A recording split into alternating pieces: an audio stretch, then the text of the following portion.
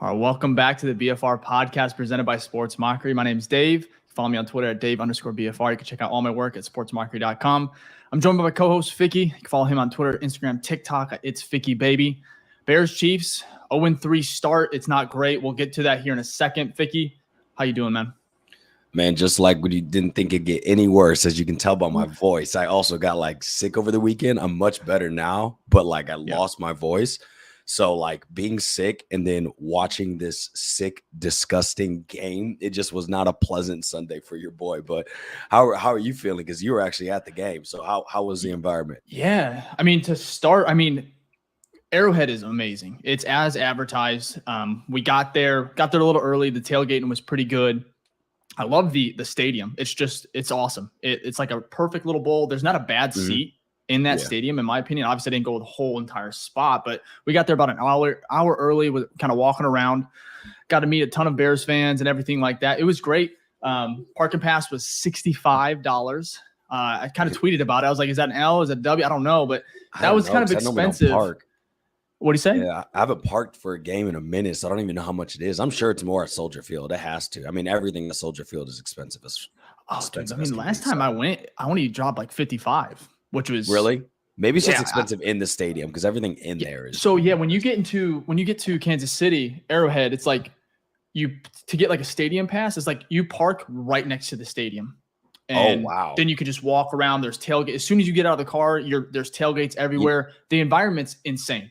You know what? Then that 65 is probably worth it because at Soldier Field you literally have to walk it feels like a mile and a half to get to the stadium. It's ridiculous. You're on mute, Dave. You're on mute. You're good. Gosh, the Bears got me all whack, man. But they got up to the lady, got up to the thing, and she was like, how much is parking? She's like 65, and I was like, is there any other spots? She's like, this is the best spot. You're right by the stadium. I was like, all right, whatever. But anyways, the atmosphere was amazing. The Chiefs fans, I kind of tweeted about it as soon as I got there. They saw the jersey, they saw wearing the Fields jersey. My uncle was there too, and they kind of there was a lot of sympathy, man. Right away before the game even started, they knew they were going to kick our ass. They were just honestly not a worry in the world. They're like another Sunday. They knew they were going to score touchdowns. It was like they were just expecting it, which for me, Bears fans, us, we're like, can we get a first down? These guys were upset if they got a first down. I don't like that. We need more yards, 10-yard play from Mahomes. That should have been 20. He was open over that. I'm like, good Lord, they are spoiled down there. Must be nice, bro. They are spoiled down there. But like I said, the environment, to kind of set the tone, it was very loud. I think they said that this set the record. I was talking to Chiefs fans, they set the record, world record as far as noise in a stadium, a couple of years ago, louder than Seattle. So I was like, I didn't know that.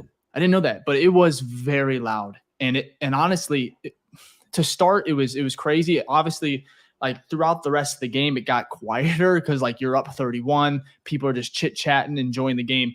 But the first quarter, when it was still within, I guess, a game, kind of when it was 14-0, it was very loud on third downs, everything like that. So obviously Fields was struggling with that.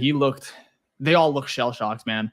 But it was interesting. But I'll get more to that in a second. I want to kind of get to our takeaways just from the game right away. You kind of saw the TV copy. I haven't been able to watch all of it. I want to get to all 22. Yeah, I want to, man.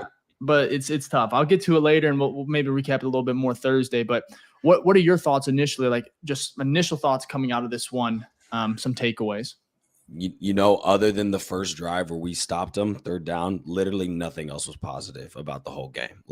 Consistently, nothing ever looked, I'd say, fluid. And so, especially from the offensive standpoint, there was never we never had two good plays back to back, it seemed like, right? So because of that, it was just a very messy game on the offensive side. Also, from the defensive side, obviously we lost Jalen Johnson in that game for a portion. Brisker was out for a portion. Bojack's already out. And then Kyler Gordon's out. So because of that, obviously you're going to get torched. Excuse me. And then we're playing that cover 2 soft defense, right? So and we'd have no pressure, which we already know because the defensive line is non-existent. And I think we have 1 sack in 3 games. I think that's what it is to this point. So, excuse me. Sorry, y'all.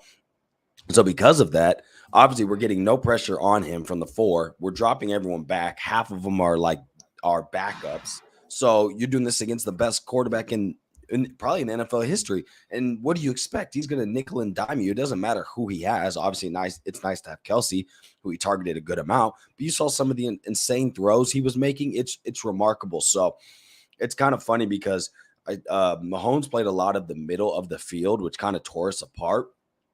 And if you look back at how we played, again, Fields, did not make one completion in the middle of the field, right? So because of that, like, it kind of just tells the story there, right? We are so one-dimensional, right? These teams know how to stop Fields on the run now. And also, let me back up too. Fields only had one designated run in like the first half. Like, what is this, bro?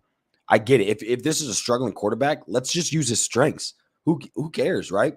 Run more and more. So, sorry.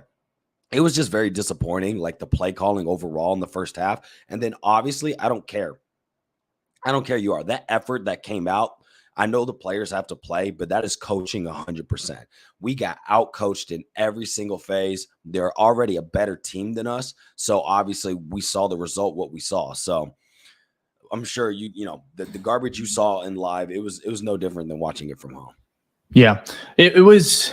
Yeah, it was very weird watching it just live, because you see I feel like I was seeing the struggles firsthand. You went to the Green Bay game, and I bet it was brutal. For me, I tweeted this. I said this was one of the worst games I've ever been to, as far as just a Bears game. It was awful, man. There was no energy on the sidelines from the very start, like during warmups. Which, I mean, it was hard to tell, but like there was just no energy. They were very, like, almost knew going in that this was going to be a loss. And I'm not trying to blow it out of the water, proportion, whatever you want to call it. But it's like there was just no energy. And then as soon as kickoff started, it was just nothing. There was nothing on the sidelines, no cheering, no clapping, really. I was watching that.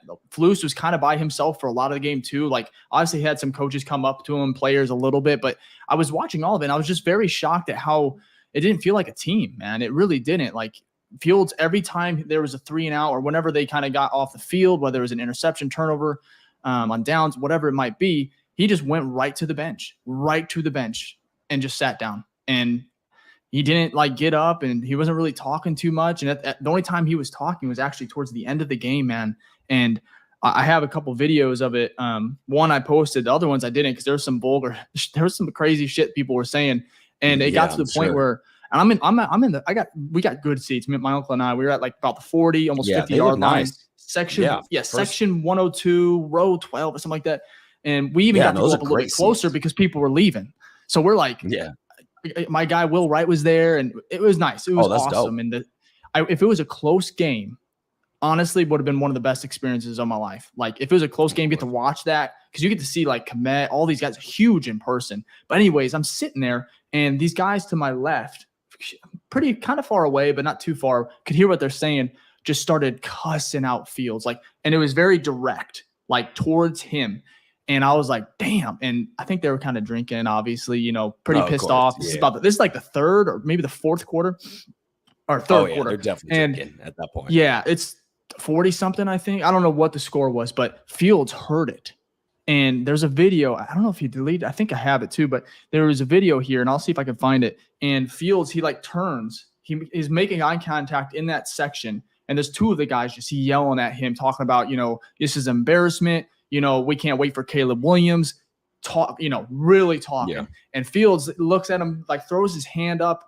And I think he's talking to security or one of the Bears staff over here, and is trying to tell him hey, get these guys to shut up, essentially. And I'm like, damn, it's getting out of the way. Tevin Jenkins was right by him too, or Cody Whitehair was right there, and brings him in, kind of turns. And then the female staff lady, I'm not sure what she does, maybe a physical trainer, she comes around and turns Fields away, turns him around so he's not looking at the stands, whatever. And they kept on chirping him, and they got to him, man. It was not embarrassing, but it's just tough, man. Because this is what it is to play in this league. And Chicago is one of the toughest fan bases, obviously. If you're doing great, gonna love you. But man, when you're getting skunked like that, 41 to, I think it was 0 at that point still, or whatever it was, it was bad, man. One of the worst games I've ever been to, like I mentioned.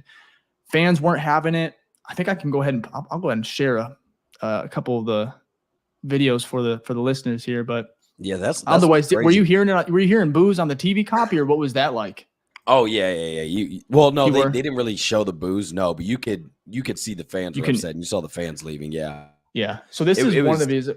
It was disastrous. Go ahead.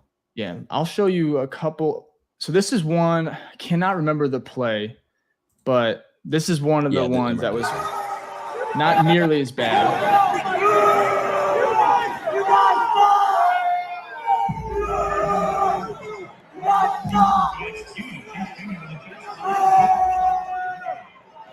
Yeah, it's pretty intense. Yeah, and you can just see, man, when you got there right away, like from that point on, I would say it got even worse after that, in my opinion, at least. So not a fun game to be at. I really was hoping just for something competitive. A couple takeaways, though. I did have a few. Kind of wrote an article here recently as well. My first takeaway is that Flus, in my opinion, I believe he has lost the locker room, man. I know he's saying good things. And this might be just kind of like, pointing out the obvious here, but in my opinion, just watching the sideline, seeing everyone interact. I mean, it reminds me it's almost worse than the Nagy days, in my opinion. And maybe it's because it's more fresh and more recent. And the funny thing is, I was trying to see Nagy on the sideline over there, and I saw him he's kind of far away, obviously, but you could see them just having a good time, man. Not a worry in the world, just walking, talking to Patrick.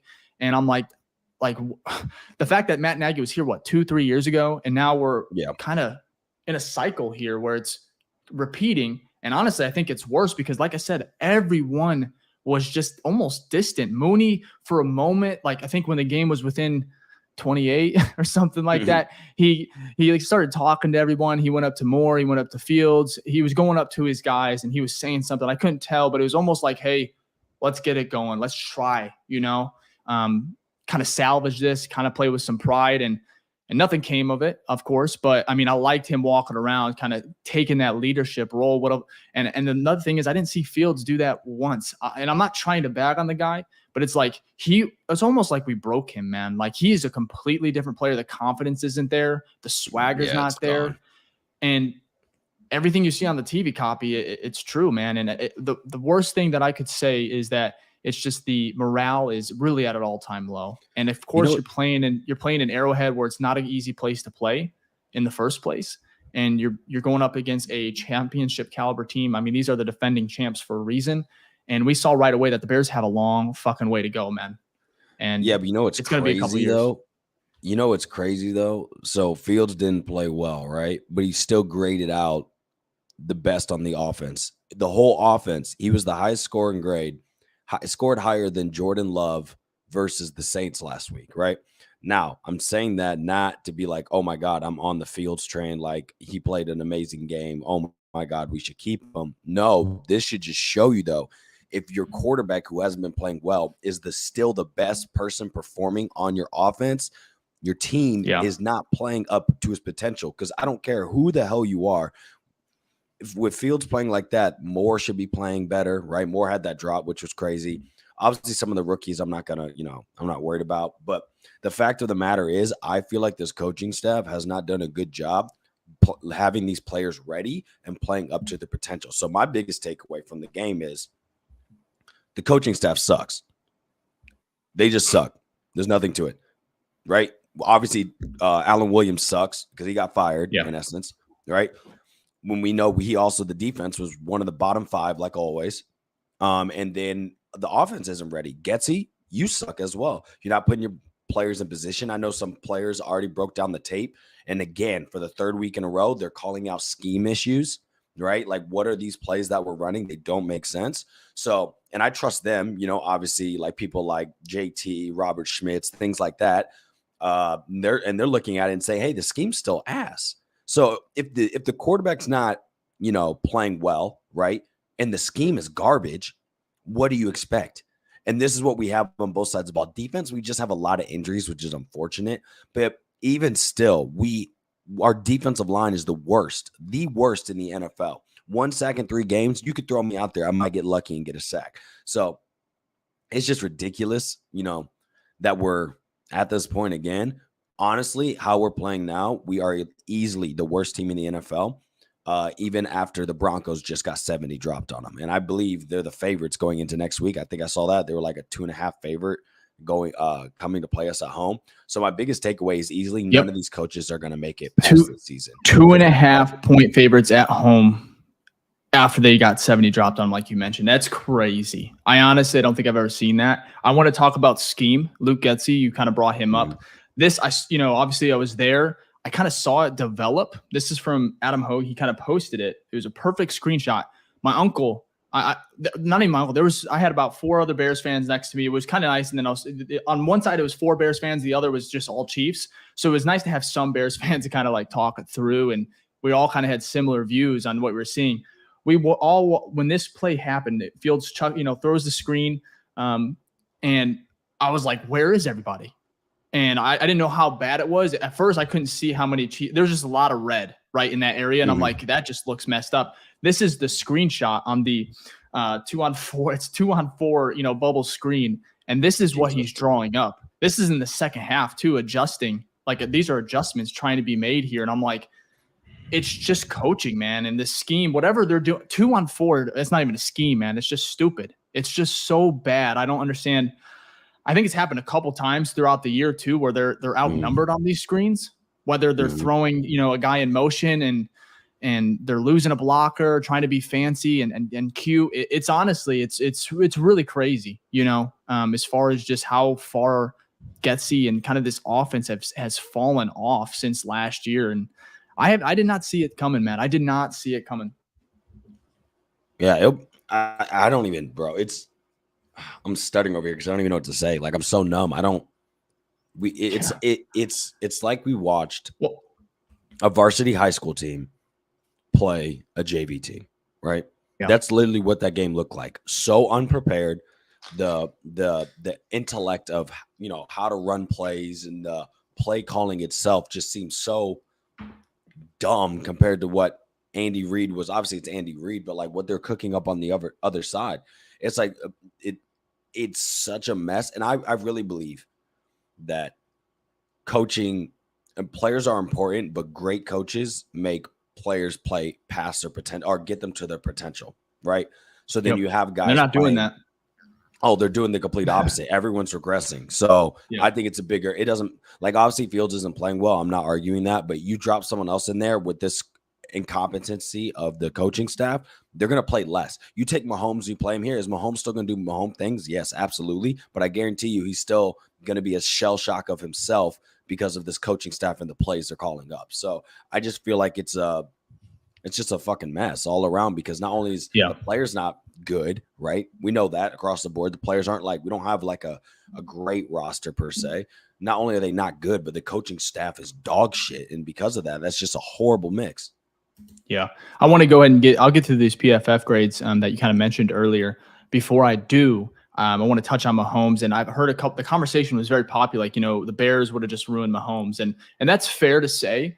But when you look at Joey Burrow, what since he was, they had Andy Dalton, of course, sure. But it's like what Joey Burrow has done, Justin Herbert, some of these guys, Josh Allen and the Bills, like sometimes quarterbacks are just so good, they can transcend in a franchise. And for me, watching Mahomes, this is the first time I've watched him live.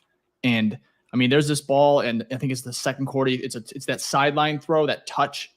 He's kind of getting, I don't know if you remember that one where they're back in their own 20. Yeah, he threw it over top to the tight end. Threw it over the top. Yeah. Yep. I didn't even think it was. Honestly, watching it live, he escaped the pocket. He had a guy. He almost had I forgot who it was, Justin Jones, all over him. He almost got sacked. Yeah. And I thought he was going to take the sack or maybe just run for like an extra yard or two.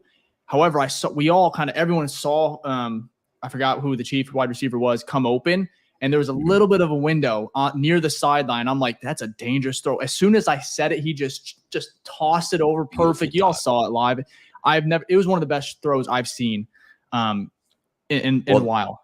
That's the opposite. That's one of Fields' weaknesses is anticipation. He threw it to where he knew that person was going to be. You know what I mean?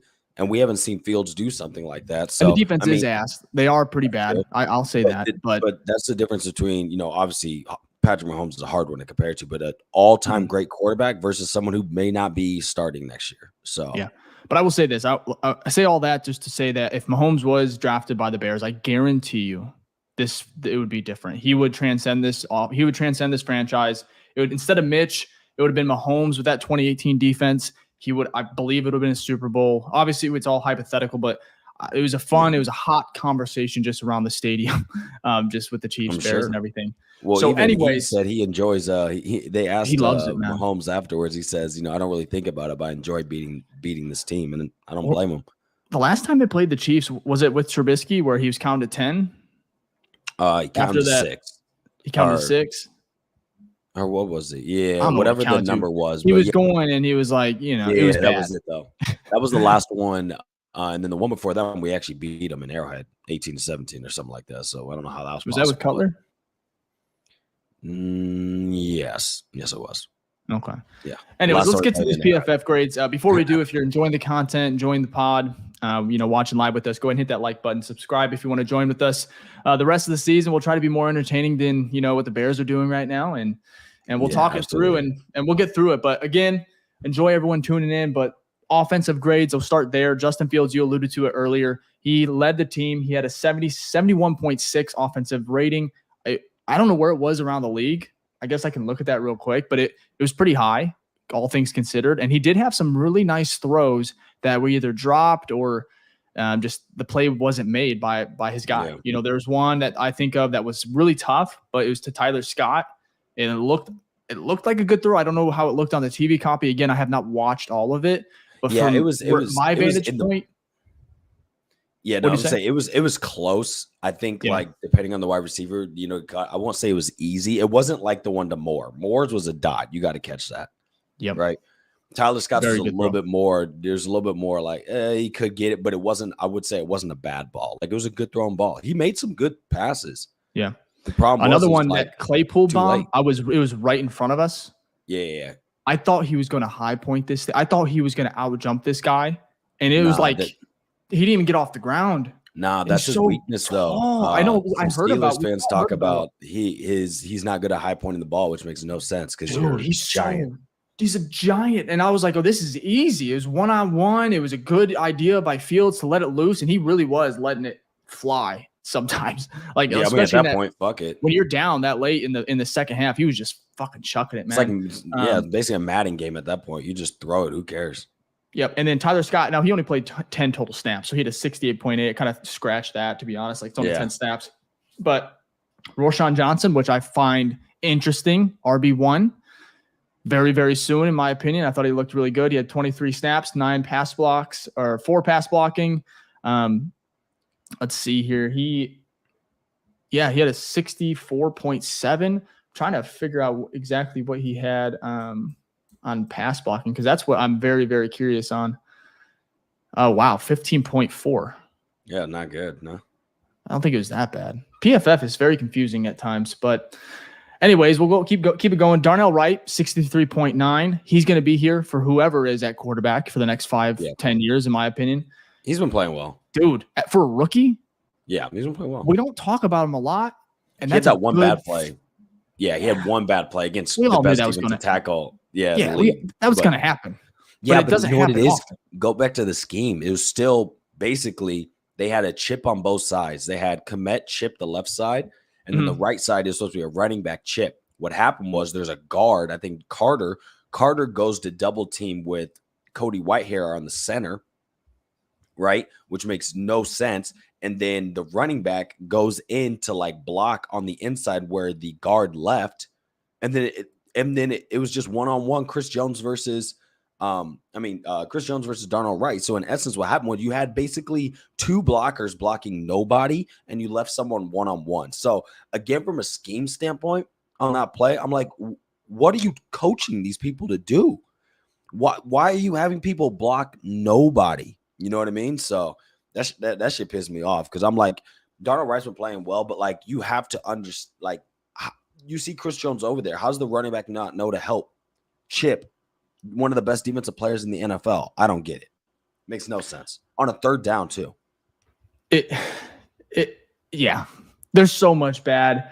Larry Borum, thought he played pretty well, all things considered, coming in, filling in for Braxton Jones, who, I mean, there's been reports it could be season ending as far as his neck injury, which at this point, who cares? Like, oh well, get hey, healthy. Fucking man, we'll talk about this in a second as far as kind of expectations and everything the rest of the way, but we could very well end up with 2 very high top 5 picks in the first round. So Larry Bourne is at 5, DJ Moore 62.6 at 6, Cole Kmet 62.3, Kari Blasingame, he is the fullback 61.0, Homer again only 2 snaps, Chase Claypool 56.9, so he rounds out the top 10, man. Followed by Cody Whitehair, Khalil Herbert, Lucas Patrick, Lewis, Tunyon, Carter, and then Darnell Mooney, which Mooney is, I mean, it's so freaking hard to criticize some of these guys because the offensive, it's just so bad, all around that it's like, I love Mooney, but it's like, how much blame can we put on, you know, him or Claypool more? And obviously there's flaws. They each have them, you know, and then Fields too. Like how much of the blame can, you know, he go. So I wanted to go ahead and move to kind of the blame game here, Ficky. I want to go ahead and have you rate just who's the most to blame for the Bears being 0-3 right now. I want you to go through and rank these guys, the McCaskey, so the ownership. That's one. That's one. Ryan Poles, Getsy, Flus, Justin Fields. Rank those guys. Like who's at the top with the most blame and go back. So to the bottom. I'm gonna have to go Flus. Okay, he's at 1. He's 1 because this is your team. This is your team. You hired all the coordinators, so they fall under you, right? Those are your people, so you got to get it right. Okay. I put them 1 because at the end of the day, there's shitty owners all across the league. There are that know nothing of what they're doing. But if you have great coaches and great players, that's you're supposed to make. If you're not a football guy, I get it. Like the Bears have been bad for a while, but if you get the right people in here, then it doesn't matter. Like you said, you know, you get your Josh Allen, whoever it is, they can transcend all that other stuff. So I'm gonna put Flus at 1, gets our coordinators, coordinators at 2 because they don't have their guys ready. And then 3, I'm going to put Fields because Fields is playing like dog shit, right? And then 4, I'm going to put Poles just because, you know, he did pick the head coach, but I don't know if he like truly picked it or if it was more of a ownership pick. And then 5 is going to be ownership. Because at the end of the day, I get it. We bag on the owners just because we haven't been good for so long, but they finally did the right thing with getting Kevin Warren in here and things like that. So I'm going to give them a little bit of a grace period. Let's see what Kevin Warren does and things like that. But it's really more coaching. Like the schemes are horrible. Them getting their team ready and prepared is horrible. So I'm going to do that before I go to the players. So because good coaches could come in and the players would play a whole lot better with a better scheme, all of that. And this is just not living up to it. So that's the order I'd go with. How about you? Yeah, I mean, it's interesting. I like you. I agree with some of your order. I kind of thought about this question for a little bit here, but I am going to go ahead and actually we have some of our listeners, Derek Marcellus. He says Poles is 1. That's who he believes. I actually did put Poles at 1. My reasoning, now stay with me, is because he did hire the 2 below that are coming next, which is Getsy and then Flus. Gotcha. Yeah. My main reason for that. Now, don't fire him. I mean, that could be a hot topic too. You know, if he's at 1, he should go. Then no, it may seem weird, but I like what he's done with the capital. We are set up for the future, both with cap space and then also with the draft the next 2 years. So love that. However, there have been some moves such as the head coach. I wasn't going to bag on it, but I did not like going DC. I think a lot of people weren't loving it, but it's like, hey, I got on board, kind of talked myself into it. But again, didn't even interview Mike McDaniel. That is ridiculous. It's just to go OC, to go more offensive minded. That's where the league's shifting to, and to kind of revert back to, Bears, this is what we do. Defensive coordinator, defense first, blah, blah, blah. Here we are again. I think that's a terrible move. I think Flus is one of the worst head coaches we've ever had, man. Just look at his record. And now he's losing the team. And I like the hits principle, but it is kind of high schoolish. It is kind of, these are professional athletes, man. No, but here's the thing. The hits principle is fine if you're winning. It's at the end of the day, it comes down to winning. Yeah. Like there's people out there that, you know, the acronym, whatever, there's people out there that have that same philosophy and like, yeah, you know, or something similar. You know what I mean? But the problem is if you're not winning, then all that stuff becomes corny or all that stuff becomes like coach talk. Very fast. But if you're winning, everyone's like, oh, what a philosophy, old school football, great way to bring it. So that's the thing. So I agree with everything you're saying. It's just more of, I think the perception changes whether you're winning or not. So yeah. And then my second one, again, I like Ryan Poles. He's number one just because he is he's orchestrating everything. Yeah. He has some wins. He has some big moves that I love, but Claypool, Nate Davis, again, not because of the second round pick, because you didn't know, or the second, it was almost like a first, but they gave up the first pick in the second round. That I'm not faulting him for that, but it's like Claypool. There's maybe a reason Steelers were like, hey, let's move off of him. You know, George Pickens is there. And it's like, I don't think, you know, hindsight's always 20/20. So for me, some of the moves he made, I'm not a fan of. I still think he's done a lot of good, and that's why I want to keep him. But he did hire, you know, Flus, Getsy. So I have number 2, I do have Luke Getsy.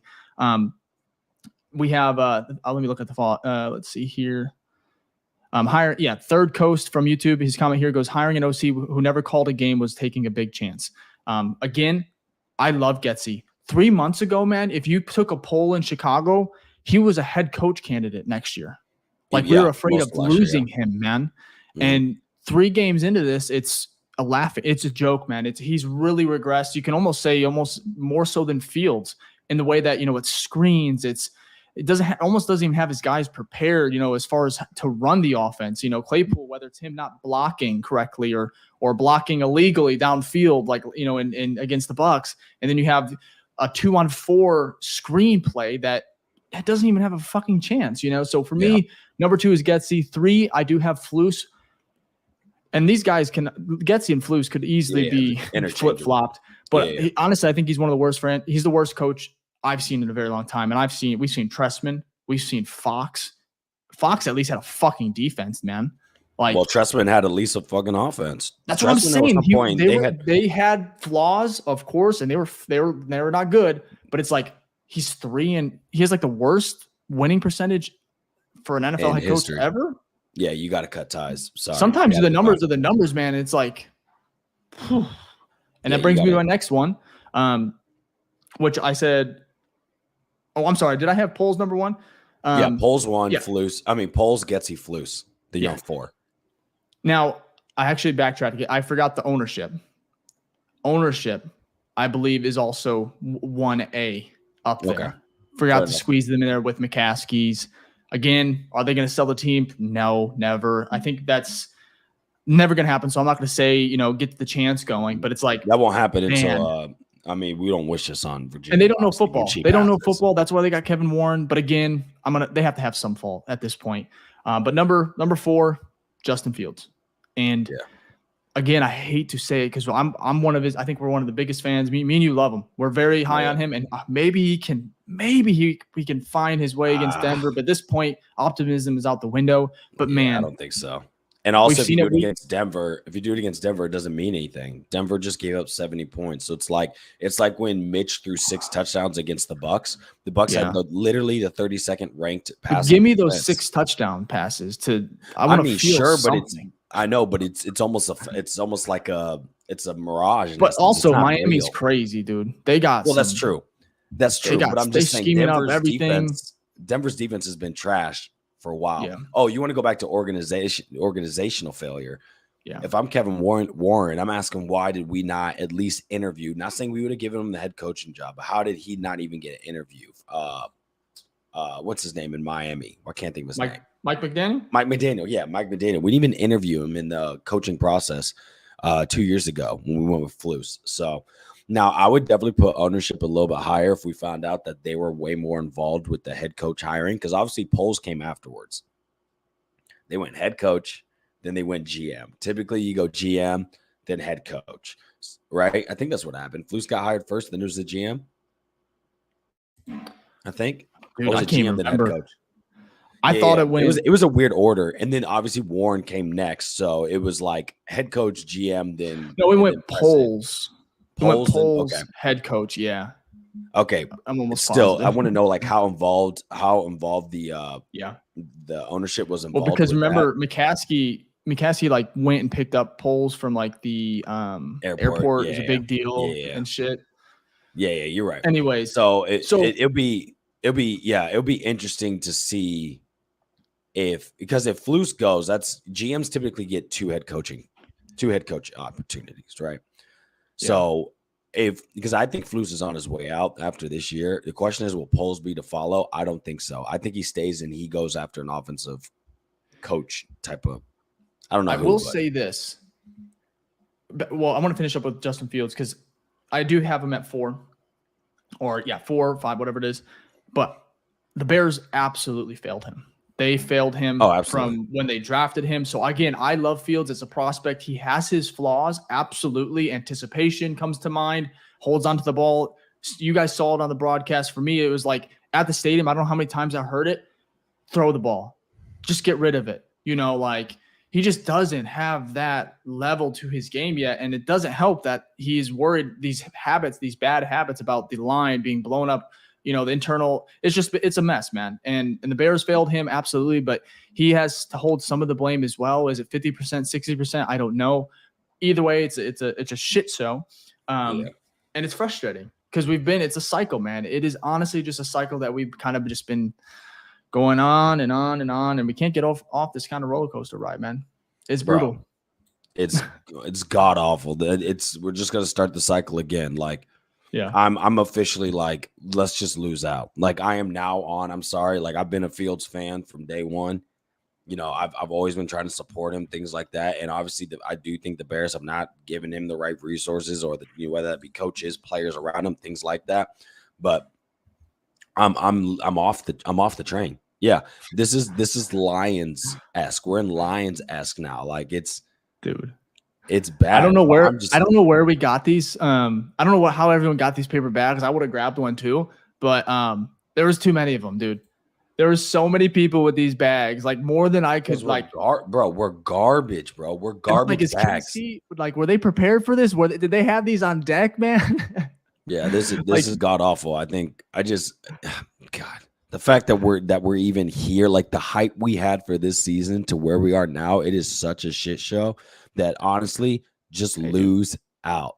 Look at this Scott, this Chiefs fan, real quick. What is for our listeners? Yo, that's wild. He's got that Mahomes like afro. That's wild. It is. That's wild. They're just having a good time. Look at those empty seats. Everyone's out because they're like, yo, this is not a real NFL game. People are just like, when I tell you, man, 2 minutes left in the third quarter, a lot of Bears fans were leaving. A lot of Chiefs fans. They're like, hey, thank you for making it fun. Like the Chiefs put up points quick, man. They were run out of fireworks, it felt like. Bro, subbed out. They subbed out their starters basically the beginning of the third. So why would you stay to watch backups? Like I don't blame them either. Just dog shit. Here's a question for you. Do you think if we lose to Denver at home this week on Monday night, because remember it's prime time, do you think Flus and them make it through the season? Yeah, so that's what I was going to get to. Or is there going to be what happens now? Are there going to be any changes? And so for me, it was like I really think if they were to lose against Denver, that I think if someone should have been fired this game.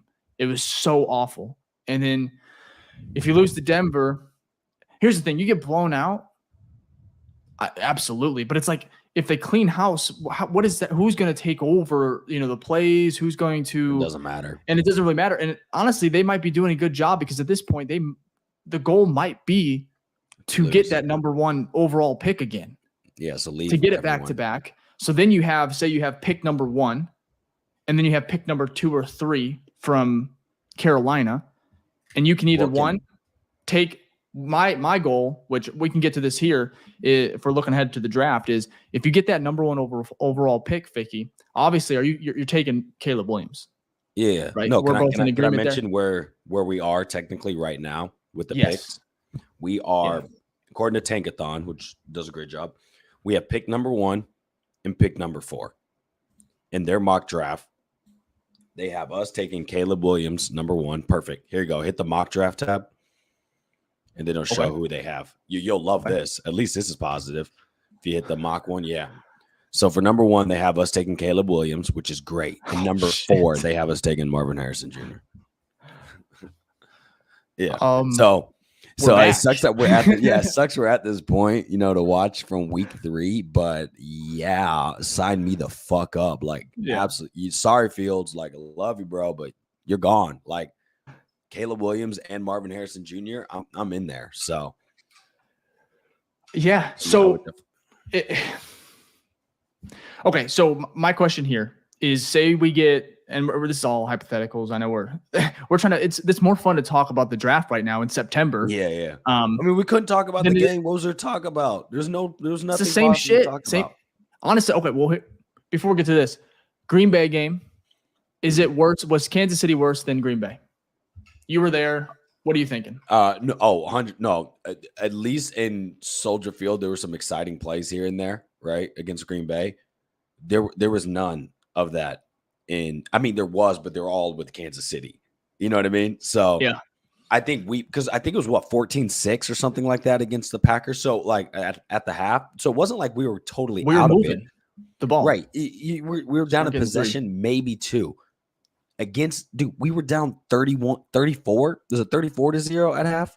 34. Yeah, it's not even close, bro. Not even close. So embarrassing. Like, they could just score a touchdown whenever they want. We had so many turnovers. It was 21.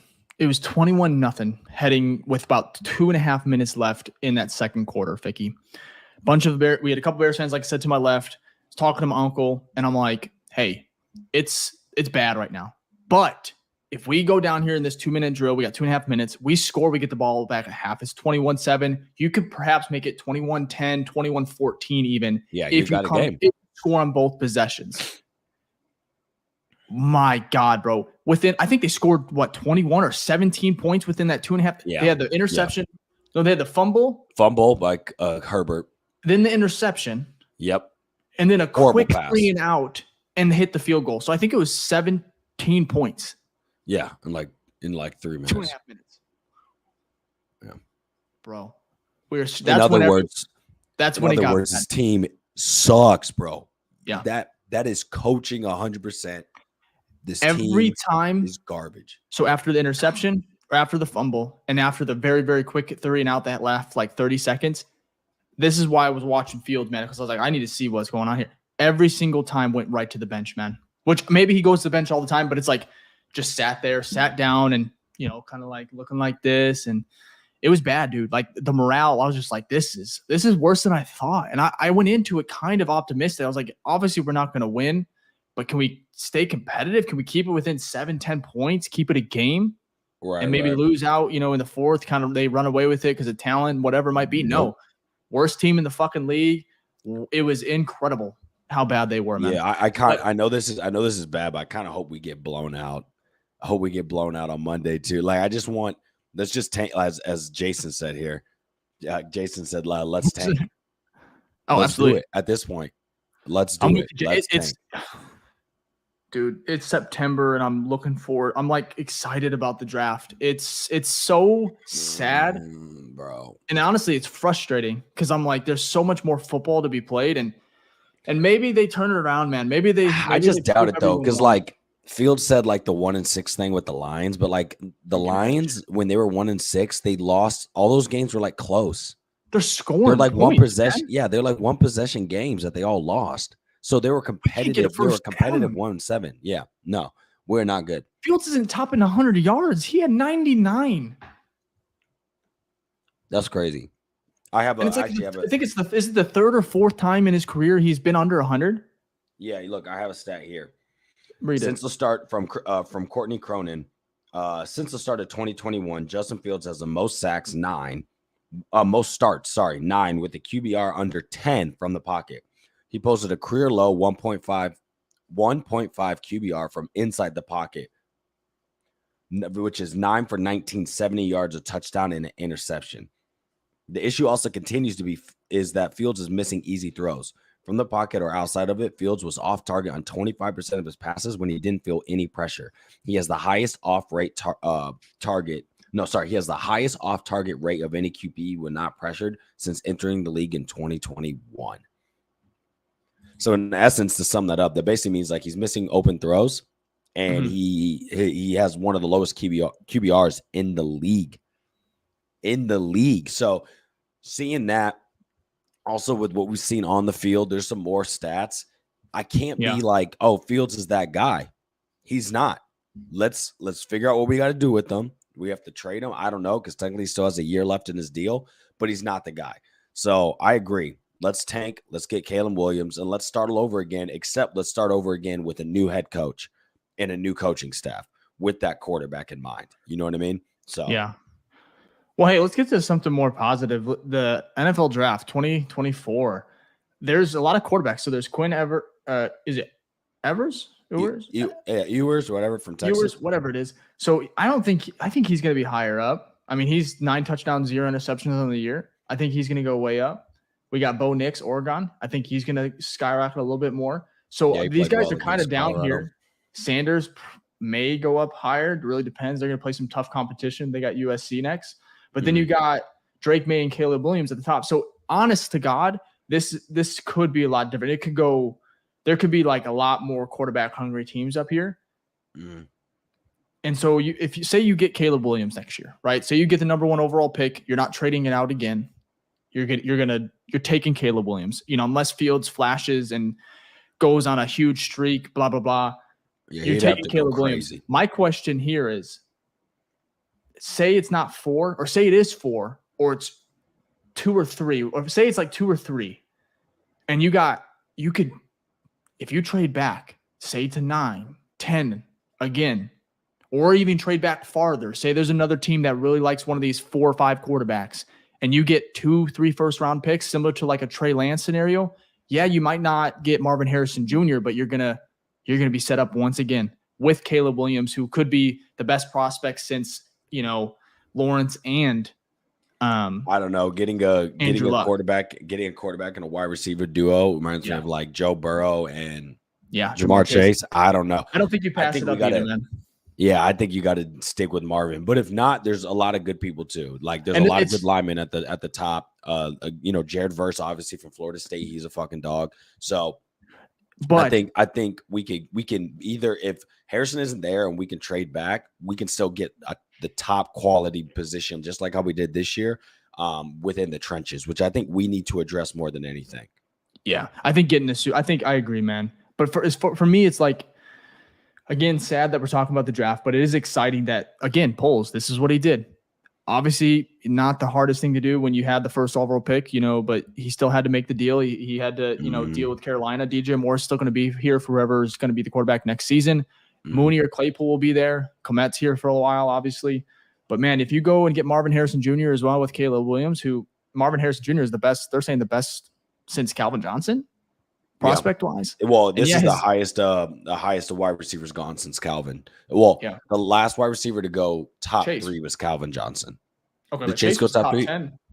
No, not top 10. There's been plenty top 10, but I think top 3, the last person to do that was Calvin Johnson. Okay, because normally the top 3 is quarterback, and like a tackle or a defensive end. Yeah. So yeah, interesting, man. He is that good. So, but yeah, I mean, that it sucks we're here, but at least looking at this, I don't have hope for the team, but maybe I can have hope, because I don't think the Panthers are going to play that well, right? The only thing that sucks is that we play the Panthers this year, so one of our picks is going to get worse. They both can't be 0-17, so it'll be interesting to see, though. Yeah, absolutely. And again, if you guys have any questions, you want to throw them in the chat before we get out of here, we would love to answer those. One thing I want to kind of get to, Ficky, is just our record predictions. I kind of had this idea a couple episodes ago to kind of give our expectations, whether we were hoping maybe we'd get a win here, kind of maybe it would change a little bit. So I want to know kind of, we both had about 8 or 9 wins on the season. Since then, I believe that has changed, obviously. So I want to start with you. We both said, last week I said ceiling 5, floor 3. I'm now going to say ceiling 3, floor 0. So we could go winless, or we could win 3 games. Oh my God. I mean, realistically, what have they shown me, bro? So out of the 28 teams that have played I think we have like a DVOA for week 3 as 28 out of 28. So we have the worst defense in the league. We easily have a bottom 5 offense. So we have a bottom 5 defense, a bottom 5 offense. That's easily a bottom 5 team, if not worse, bottom 3. So if we look at last year, we won 3 games and we were the worst team in the league. So we're worse than last year. Is it really that hard to be like, we may only win 2 games? Bro, it's kind of hard for me to comprehend because we upgraded, I thought. No, we at did. Some of these positions. No, so we upgraded everywhere. It's mind-boggling. I agree, man. Wait a second. Before you go there, I just want to double down on this point. This is because I've been harping this, and I just want people to understand. This is why I think the coaches are gone. And that's why I'm not like, Flus improved this team. I don't care what you say, roster-wise. In every area, the team got better. It did. In every area. There isn't one part of this offensive line got better. Done all right, Nate Davis. Nate Davis, obviously, we haven't seen it yet. He's dealing with his issues. That's totally fine, okay? But on paper, the offensive line got better. Wide receivers got better. We got DJ Moore, obviously, right? Chase Claypool. I know he may not be the greatest thing, but he's better than what was there before. Running backs, Roshan Johnson, great pickup. Running back room got better. Quarterback, it's the same, whatever. Defensive line, Yannick Ngakoue is best defensive lineman we've had. So the defensive line got better. Obviously, we have the rookie draft picks as well. Linebackers, obviously, we spent the most money on them. Got better. Secondary got better, right? So you look across it and you say the whole team from top to bottom, position-wise, got better. It might be slightly better, right? But we're performing worse in everything compared to last year. So that lets me know that I'm not putting as much blame on Poles because Poles can only get he can only get the people in the building. The coaches are not getting these guys ready, not getting them well prepared. They're playing like dog shit. So I think the coaches are the biggest problem of this team. Get rid of them. Let's start again. Sorry not to cut you off, but it's just like you can't improve the team and then play worse. Like it doesn't make any sense. No, man, it's all fair, and I think it's 100% accurate. I mean, you even just the big guys, the guys that know football even more than us, like JT Sullivan, the QB school over there. You got Dan Ovalsky. You got a bunch of smart football minds who are like, this coaching is awful. Garbage. And I think we all know it. And it's like, yeah, we could fire them, but they're doing a good job kind of getting that number 1 pick, solidifying that. So it's like, do you want to send them out? And it's a lot. You're 3 games in. It feels like you're 10, 12 games in. You feel like you're very close to 0-17. Yeah. That's how bad it is. It feels like it. Kind of get my – yeah. I had wrote a little piece here, and I really think this team can go 0-17. I think they could. The regression is it's a lot. It's like it's like they never played football. Like they go out there and with the scheme, and then you see the execution. It's like, yo, they came out of half against Kansas City. They came out at half. They get ball halftime. They get ball to start the half, and there's a delay of game. Bro, that's Fields the was ultimate like, sign. I was watching it. Claypool was confused. Fields looked confused. I'm like, how are you confused coming out of halftime when you know what you're going to run? I hope to God they know what they're – do they not talk about, hey, we're going to start this. This is what we're going to do. This is how we're going to go down and score. You know that gives me PTSD of? When Nagy would call timeouts, we'd get delay of games. Oh, yeah. Nagy would call timeouts, and then the next play we get delay game. It's worse. No, I know it is. I'm saying that was a sign for us. We're like, oh, this is a bad coach team. Yep. It's a bad coach team. But we thought that was rock bottom with Nagy. Like timeout. Nope. They're topping it, man. They're getting a whole 30 minutes in the locker room to discuss what's going wrong, how we're going to fix it. Our first drive, it's going to be scripted for the most part, and I don't know. Whoever's writing the script for this NFL season sucks, dude. It's brutal. They I don't know, man. We're paying our dues, but I want to go through. We're definitely paying our dues. But so I really think I think 0 to 3 wins. I'm with you. So I hate to kind of cop out, kind of have this, but it's like I really am. It's fair. 3 max. So we have Broncos next. So let's go through it together. Broncos, okay. Win or loss? Loss. And we'll wrap it up. Loss. Yeah. Fuck. Okay. I don't know how I'm optimistic. I'm like, the Broncos got 70 on them. So I'm gonna go. They're a better coach team. If we're gonna get a better win, quarterback. Okay. They have a better quarterback. and they have a better coach. So I'm gonna have to go with them. I'm not saying they're great, but We're at home. they have 2.5 should be. You'd think it'd be a toss or pick 'em. At this point. No. Okay, so I'm gonna go win. That's our first win of the season against the Broncos. It's gonna be close as fuck. It's gonna be a nail biter. Somehow we're gonna win 2017, something like that. That's my Bears Commanders. And it's in Washington. So I'm gonna go loss. They have a better defense. Okay. They have a decent defense, and Chase Young's playing well. I think they have a better defense. Yeah. I'm not Sam sold Howell on Sam Howell. Issue. I'm not sold on him. He could, right? But he's had games better than Fields this year. He's had 2 games better than Fields. He had his first bad game last week. Fields is the 32nd ranked quarterback in the NFL. But on I think it's EPA or expected something. Yeah. Anyways, on some stats he is the worst, which is crazy. Just because we all thought he would progress. So Sam Howell, I'm going loss. It's Thursday Night Football. You got the Vikings, October 5th. Oh, they're beating us. Oh yeah, 100%. It's in Chicago. It don't matter. Both of them. We're getting. I think we're going. I'm just going to preface this now. You don't even have to talk about NFC North. We're going 0-8 in the NFC North, or 0-6. Sorry, dude. You said that dead ass, just serious looking right at me. It's like, yeah. I believe you. Like you said that with your heart, man. You said 0-8, no hesitation. Yeah. Now I agree with you. So then Vikings. You got Bears Raiders. We could. Derek Carr's hurt. We could win that one. That's a toss up. We could win that one. It's in Chicago. Sure, I'll give us one. Then win. you got. I got Bears Chargers October 29th, 7:20. Loss. It's in Los Angeles. The Bears fans will travel, but I suggest not traveling. Don't go to that game. Yeah, please don't. Unless you really like Herbert, don't go to that game. Bears Saints, November 5th, 12 o'clock. Loss. They have a beautiful defense. Loss. Unless Carr is completely out again, but Jameis Winston will have. So you're 0. We haven't won a game yet. Going into the Carolina. I've won. I said Raiders. Raiders. Okay. Yeah. So we're both 1 win. Okay, that's 1. Panthers. Win. That's it. That's my final win of the season. Yeah, okay. That's like that. I'm gonna go win. It's hard to go win because I'm not confident in any of these games, to be honest. Even Carolina, where it's like rookie quarterback. Oh no, we could lose both of them. But it could be an Andy Dalton revenge game if Young's not playing. But I'm gonna go win there too. Those are my only 2 where I'm like, there could be a win.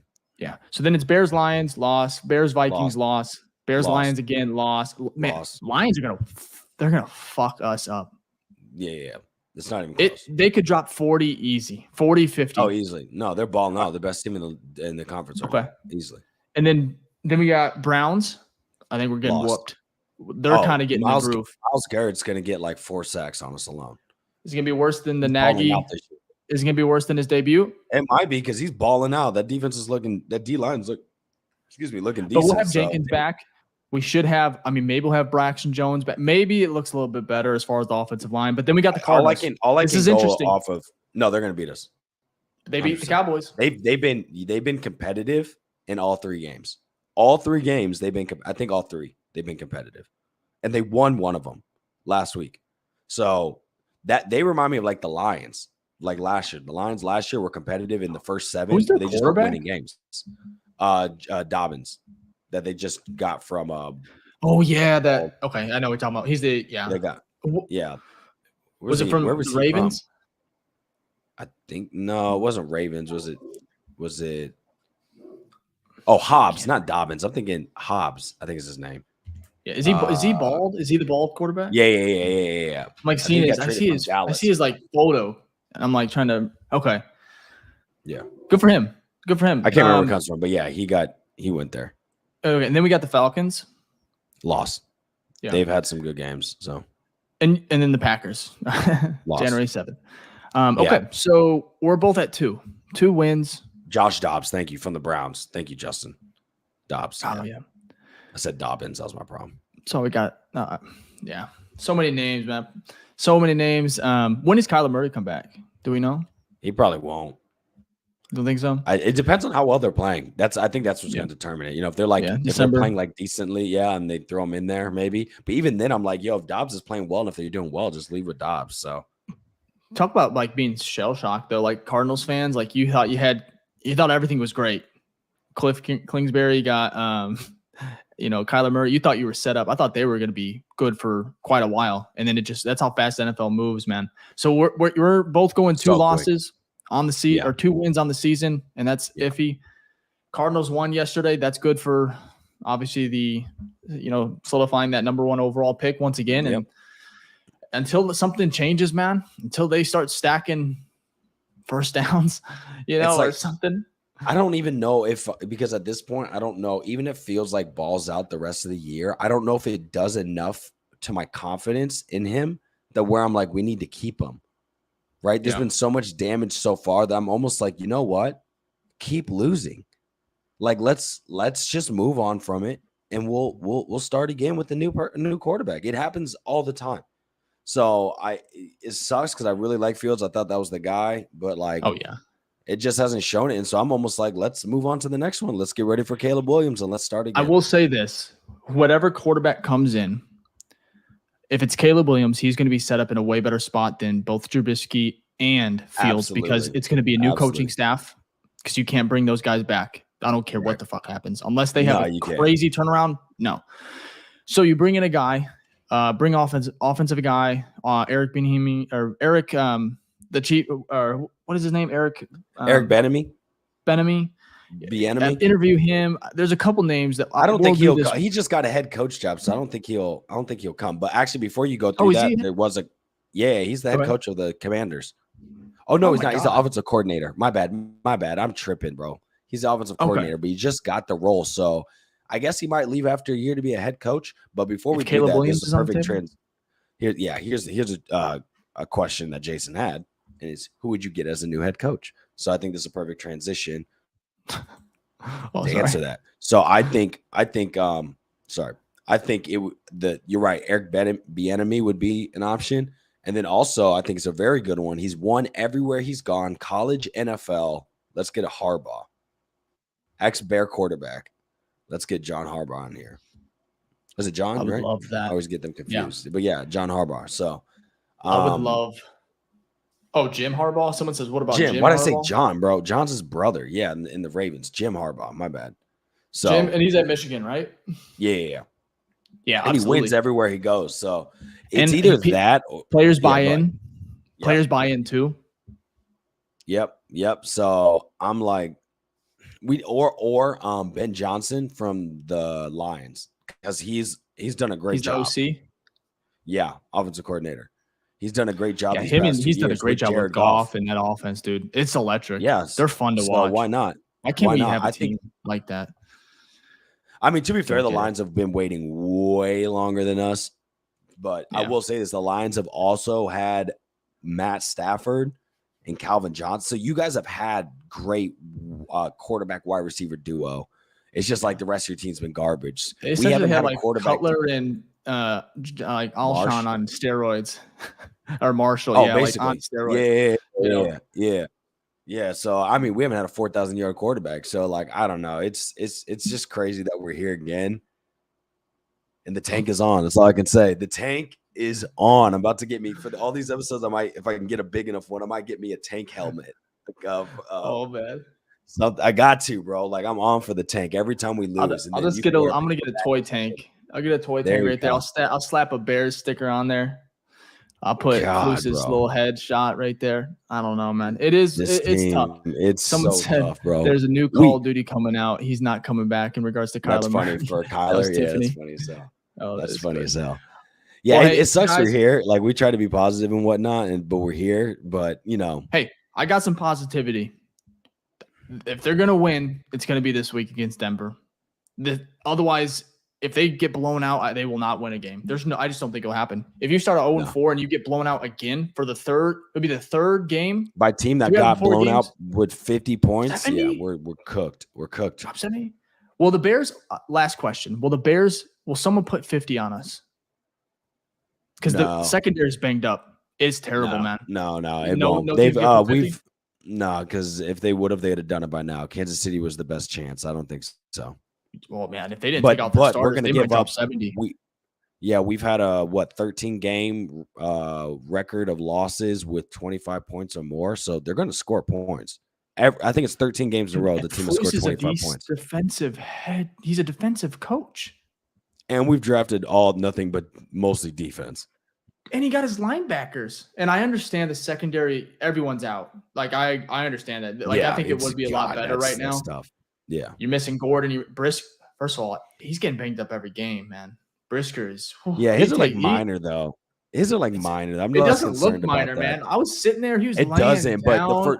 but the first one was cramps. I mean, the first one was sickness, and that one was like a cramp or something. So it's the like heat or something. Yeah. I don't know. Yeah, so I don't know. But then Jalen Johnson, he had a great game until he got hurt. He was looking good out there. That was my first note of the whole game was JJ's a dog. When I was taking notes, the first drive, but JJ's been good all. Maybe. Absolutely. He's the only. The way that was going that game, man, I was like, this could be where it's like, okay, this solidifies where he could be here for the next couple of years. And then he got hurt, and that kind of tanks it a little bit, injury concerns. That's a thing there. So anyways, we've been going for an hour somehow in another blowout, but we'll be back. We always find a way. Yep, we'll be back this week. I think Thursday we'll go ahead and bring a guest on, and we'll talk about the Denver Broncos. That should be fun. But if you're enjoying, obviously, the content, or if you're at least excited about the draft, go and hit that like button, subscribe, and hang out with us, over the rest of the season. We appreciate everyone that kind of tunes in. We're excited, even though it's been a tough, first 3 games, and we'll get through it together. And we'll be better, but being sick doesn't help for me either. But yeah, it has been a tough past couple of days. So hopefully we bounce back. That's all we can hope for, right? You're passionate as hell. You're sick, and you're still coming through talking about how sick this team is. I got to talk about this team to the people. I need them to feel. It's a venting session. You know what I mean? I want people to feel, a place of safeness where they can come and talk about how dog shit this team is. So it's only fair. I do it for y'all. I do it for y'all, not for me. Absolutely. Again, love the support. We appreciate it. And hopefully we get a win to talk about here soon, and it'll be a little bit more fun. But until then, we'll see you again. We'll be back Thursday, Friday to preview the Bears versus Broncos, and hopefully that doesn't end up in a tie. Yes, please not. It's prime time. Oh my gosh, please no. But yeah, hopefully. Again, you can follow me on Twitter, Dave_BFR. You can check out all my work at sportsmockery.com. You can find Ficky, all his stuff, content on Twitter, TikTok, Instagram. It's Ficky Baby. Drop him a follow, and we'll be back. Maybe. I'm just kidding. We'll be back. All right, see you guys. Yeah, peace.